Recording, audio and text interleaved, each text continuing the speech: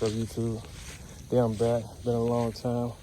But I'm back. Damn, ready to prime the hood.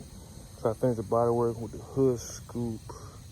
Let me show y'all what I got so far. I got a little LV LP set up. Got a little body work. Now I'm just about to prime and everything. Man, I got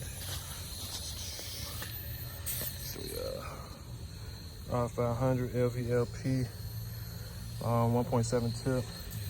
Got a 6 horsepower, 30 gallon, 6 horsepower, 30 gallon tank. Check out my boy Underground Paint King. Can get you right with everything as far as that. And I'm ready to mix everything up, get to shooting, see what y'all, show y'all what it look like. YouTube, this is the first round of primer. And I did have some, I don't know what was going on with my gun, but I'm gonna sand all that out. I'm gonna do another round, and then I'm gonna start blocking. But shit, so far you can't really, you can see a little more body work got to do up in there.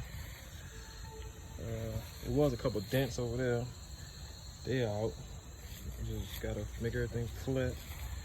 But other than that, I think that's all right. What y'all think? So I got it back on there.